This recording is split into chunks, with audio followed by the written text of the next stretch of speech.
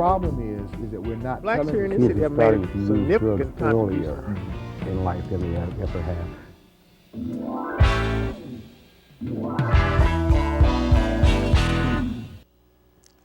Welcome to Minority Focus. I'm your host, Jimmy Moore, and visiting with us today to inform you about some of the important things that he does in the community with our youth. He's a youth counselor, works out of Mayfield, Kentucky. Welcome, Steve Harvey. Appreciate you having me. Glad to have you, man. Glad to have you. And in keeping with the normal practice of this show, in trying to avoid that ugly scar of nepotism. How's Cousin Mac, man, and Uncle Ponny? In other words, him and I are family, and it's good. It's good to have you, man. I've been thinking about right. trying to get you on for a while because I know you're doing some pretty important stuff out there. Well, it's a blessing. It's a work that can't be paid. It's a work that is rewarding in itself just to be able to help the community. And what I do, I'm a counselor at Mayfield Youth Development Center, and what I do, I help individuals, youth, delinquents from the age of 13 to 18 who've been adjudicated by the court.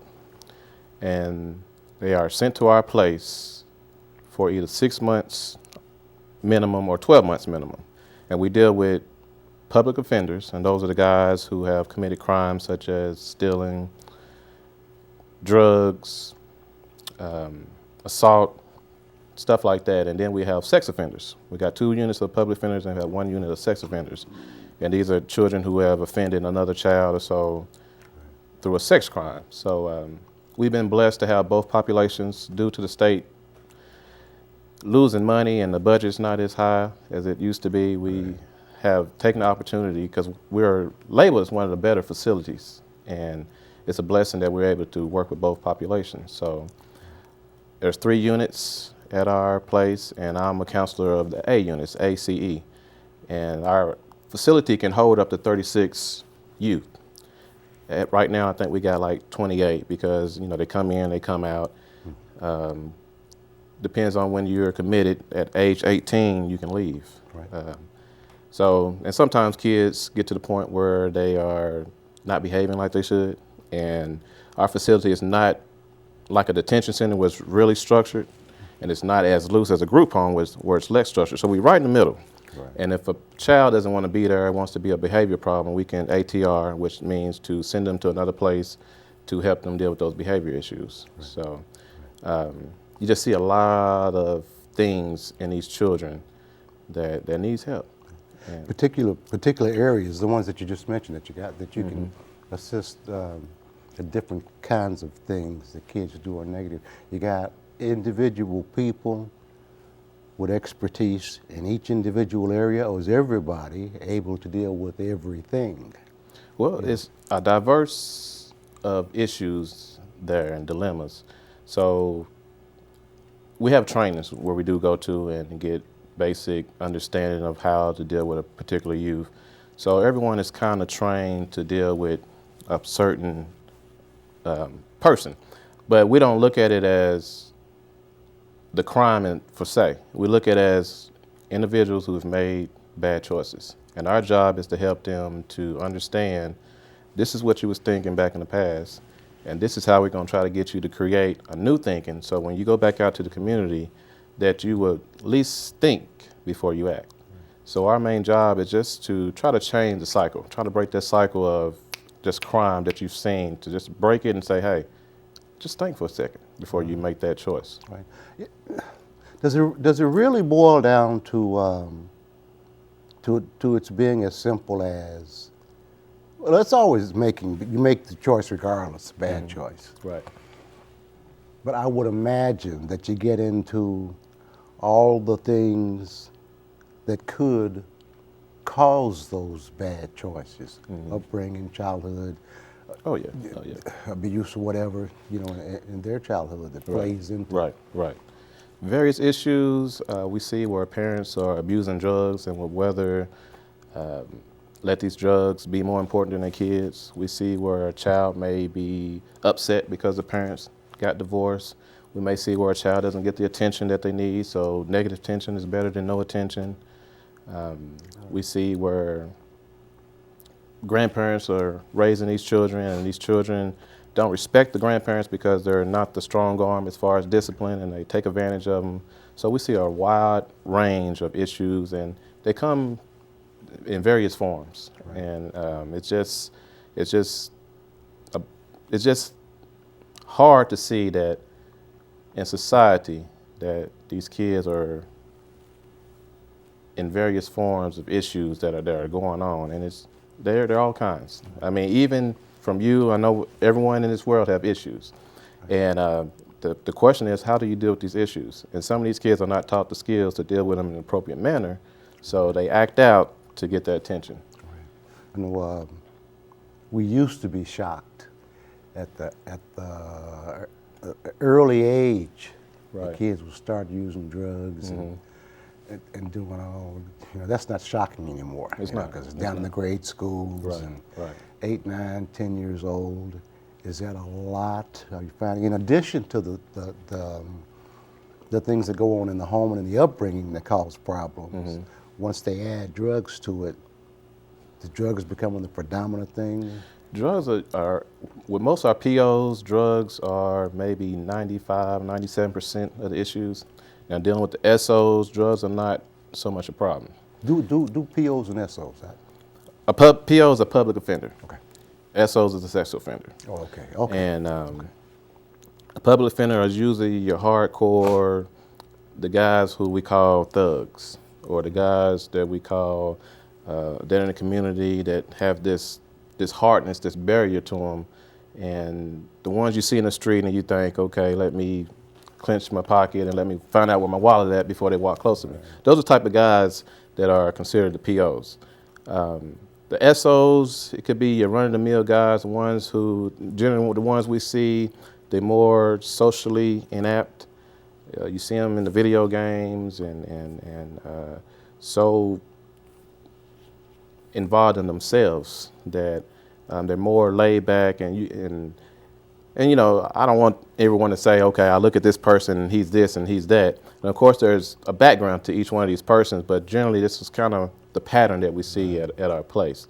And like I said, mainly the public offenders are the ones that have the drug issues. Right. We're not talking about, when you say thugs, we're not talking about back in my day, breaking out an occasional window or stealing an occasional bicycle. Not to say I did any of this, you know what I'm saying? Right. But it goes beyond that. They're doing the gun thing, the robbery thing. And they do some of that stuff too. Hold on, don't get me wrong. They do some of that stuff. And the thing with it, they may get caught one time and they get an officer or a court-designated worker. And if the problems continue, you may get a slap on the wrist. Okay, you broke out a window, we're gonna slap you on the wrist, maybe give you so much of probation. And then the next thing you know, they stealing the bike, we'll slap you on the wrist again. And then the next thing you know, they're in the drugs. So they usually get different chances. Right. And then they expire those chances, and next thing you know, they are in our system, in state's custody. People, kids that commit a lot of violent crimes, sometimes from watching television and reading, I've understood that it's because of the upbringing, something they've seen in the home, from dad, from mom, whatever. Television heavy into this? I mean, emulating television? Dealing with our youth today, they're so involved in technology. The cell phones, the internet, television. I know when I grew up, you didn't hardly see sex on TV. You can look on sex on Channel 6 nowadays, on your regular cable channels. Right. So they see so much at an early age. And with that, sometimes you have where the parents don't know how to deal with this issue. They feel like if we don't talk about sex, it'll go away. So I think with these kids, the process of all this information that's coming to them and them not being able to talk about it, because a lot of our sex offenders and public offenders, they don't have that outlet to talk about these issues, and then they just act out. I think the main issue, even though you may see it, because if it's just TV and internet and all that, all of our kids will have problems. Right. But I just think it's the family. If you sit down with your child and let them know what this is, or maybe tell them what they can and cannot watch. I think that also helps out with that process. But a child, and like you said a minute ago, and I'm sure anybody in this world can say, there's some things that I did as a child that I got away with. Right. And sometimes these kids maybe made a mistake and didn't get away with it. Because I look at some of the things they've done, I say, okay, maybe I've done that, or maybe I've done that, right. But I got away with it. So sometimes you're unlucky, and then sometimes it's just this repeated pattern that needs to stop. Because I'm thinking, a judge or a counseling adult could look at a sexual situation as merely a young boy with racing hormones, you know, and 15, 16 years old, right. You got racing hormones, right. You know what I'm saying? Mm-hmm. But the crimes that kids commit sometimes sexually, right. Go far beyond just that normal racing of hormones. It does. It does. Killing kids, and mm-hmm. throwing them away. You get people. I've asked often of guests, and I've said often, mm-hmm. that I believe just as there is a good force in the world that causes people, makes people want to do good, right. and all that, right. there's an evil force. There is. You ever run across that kid who was like pure evil? You know what I'm saying? Pure evil? Not yet. I don't have one who's pure evil, but I have one who is scared to let people know that he cares. He's been hurt so much, and he's afraid to say, I need help, and I need you to help me in this way. So he puts up this front, which is causing him to not have a relationship with his peers, to get in trouble with staff. And I see that not only with this guy, but people in the past who just don't know how to say, I need help. And sometimes that's a hard thing for us as adults, and sometimes for kids, just to say, I need help, let me let down my guards and receive this help. They're so used to being hurt and disappointed, and when they let down their guard, getting hurt again, that they put it up and they keep it up. But as far as evil, I don't think I've seen someone who's that pathological, non-feeling type person yet. And right. I pray that I don't, because that's a whole new ball game right there. I would imagine, because I've seen kids that I've really wondered about, mm-hmm. Whether they fit into that mold or not. Right. But I guess as you're trained to do, right, and you learn to do and you practice mm-hmm. doing, the immediate desire is to look behind the action. Right. Look behind it exactly. first to see exactly. what's going on back there. And that's the most important thing. I find out once these kids, I'll say 80% of the kids that come to our facility, they get in a different environment, they get a steady understanding of how staff work, meals, schedule. You see where these kids start to understand, okay, I know how to adjust now.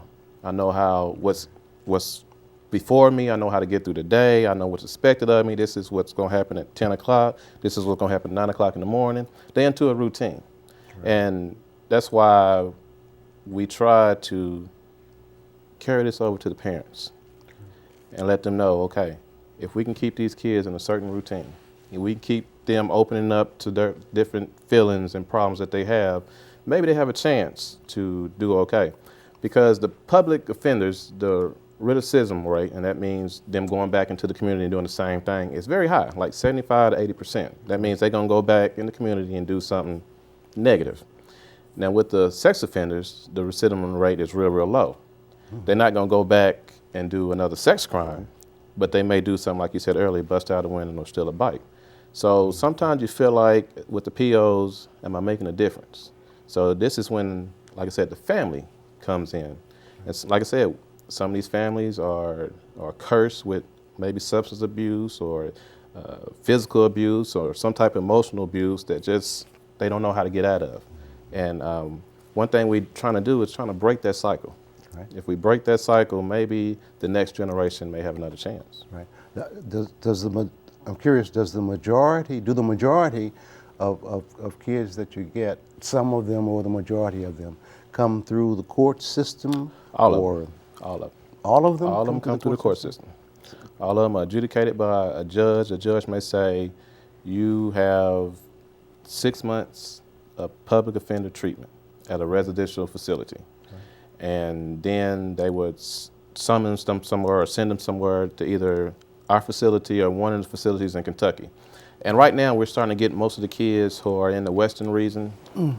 Occasionally we get a Louisville kid or a kid from eastern Kentucky, but mostly the western, maybe central Kentucky area, we get these type of kids. But they all are adjudicated by a judge. Right. And from what I've heard, in some cases seen, and read, the court system seems to go, as far as kids are concerned, the same route that they do with adults that come through the system racially. Do you see that in your area? At our facility, majority of the kids are Caucasian. Is that right? They are. Out of the 29, maybe 3 or 4 are African Americans. All the brothers and sisters straightened up since Obama. I ain't gonna say that. I ain't gonna say that. That would be a blessing, but like I said, we don't. Before I worked there, most of the kids came from Louisville and Hoptown, Hopkinsville. So a lot of the kids were African Americans there. So now that the population has changed and we're seeing more variety of where they're coming from, they're not coming from the Louisville, Hoptown area as much. We don't see as many African Americans in my facility now. Like I said, I can't speak from the Louisville and Lexington area. They may be totally different. Right. Working with kids can be a trip. I mean, it really can, because they're highly intelligent. Yeah. And I remember a time when I worked at as a counselor on a drug and alcohol rehab unit, and 2 of what I called my star patients, the ones who were going to excel, exceed, and all of that, were really getting it and changing. Right. I caught sitting out in front of the dorm smoking joint one day. Okay. So they're capable of fooling you. They know how to play the game. You're right. They work at it. They plan it. They know. They're like criminals, Steve. I mean, people in prison who constantly scheme on how to get over on the system. Exactly. Kids are doing this too. And sometimes they do it and don't even know they're doing it. One in particular boy, he is so used to manipulating that I had to stop him and help him to see what he was doing. And when he got it, it was like a deer in headlights at night. He really didn't see what he was doing. That was just a pattern of manipulation. And we know kids manipulate, from toddlers to teenagers. Right. A kid's job is to manipulate to get what they want. The parent's job is to have boundaries and live with those boundaries. So, but when you top it on criminal behavior, on top of the manipulation, you can get some very creative stories and the way they try to do things to get away. And you just got to be patient. You got to be firm. You got to have discipline, and just let them know, we can't do it like that. This is a mistake. How can you do it differently? As you were speaking, I was thinking about a commercial that I've seen on television where there's a little bitty baby, under 2 years old or whatever, who gets into some chocolate. All right. And it's everywhere, and the parent comes in and says, "Did you get in the chocolate?" And the kid says, "No." So it's almost like human nature. Human nature, you're right. To manipulate and lie or whatever if you know you're in trouble. I know in order to do this, you've got to have particular training. You just cannot walk into a job that messes with people's minds. Not messes with people's minds. Right. Where you work with people's minds. Did you have to have a whole bunch of extensive training? My first year, I spent maybe 3 to 4 months off and on, just the whole year going to training. One training was sex offender training, which lasted a whole week. We had group training because I see these kids. I got maybe 9 in my group right now. I got to see each child once a week for an hour. And through the week, got to have at least 3 groups. So we have a training on group session. We've had training on polygraph. At one time, the state was talking about doing polygraphs, and that never did transpire. But we've had all kinds of training as far as dealing with cycles and patterns of behaviors. We do get training, so it does take a lot of preparation to deal with the issues that you deal with, but also a lot of it's just being a person who knows right from wrong, Right. and willing to teach a child without yelling and cussing and screaming, just being patient with them and just show them, what you done was not appropriate, and let's look at different ways to handle that. Like I said, with the POs, the treatment is more about just everyday living, anger management, respect, caring concern for others, cooperate, following directions. That's that type of stuff that we sometimes take for granted, that kids, and like I said, them being in a structured environment and still trying to get over, it lets you know if they're going to do it in a structured environment, what's going to happen in the community. Right. So we try to point out that valuable point to them. And sometimes they don't see it. Well, in the community, I'm not going to have to walk with my hands behind my back, or I'm not going to have to say yes, sir, no, sir. But it's not that per se, it's the concept of just discipline. And when you break a law in the community, there's bigger consequences than getting a restriction or getting in trouble in this facility. So it's just great to be able to have that training from the state, but also some of it's just common sense. Yeah. A kid comes to a facility, and the counselors trained and practiced in how to give them all the tools they need to go back out and take care of a business properly and all of that. And they get into an environment where they learn how to practice these things, and they do it, and they seem to enjoy it. It becomes a part of them. Right. They're considered a success. Then the minute they walk back into the door at home, all that goes away because it doesn't have to be practiced. Right. You got stuff for grown people too? It needs to be, parents? Well, it needs to be reinforced. And now that you say that, we had thought about, last Thursday we had a meeting with the counselors and our treatment director about trying to get the parents more involved, like maybe having a parent group session, talking about boundaries, talking about discipline, because you see that most of these parents don't have an idea about boundaries and discipline. Right. Most of these parents, I ain't gonna say most of them, some of these parents have a relationship where they want to be friends with their child, and that can definitely hurt the child. So we're not so much treating the family right now, even though we're working towards to get better with that, and hopefully that would transpire in the future, because some of these parents don't know. Right. Some parents don't know, and if we can educate them, that would be a blessing, and it would help out, I think, with that rate of 75% or 80% of these kids going back out and getting back in trouble. But like I said, some of these parents are having issues of their own. Right. And unless you handle your own issues, it's going to be hard to try to help somebody else. Yep. So if I'm drinking alcohol and I'm telling you not to drink alcohol, how seriously are you going to take me? Right. A lot of cases of kids with issues raising kids, Right. and Right. they don't have anything to give to them anyway.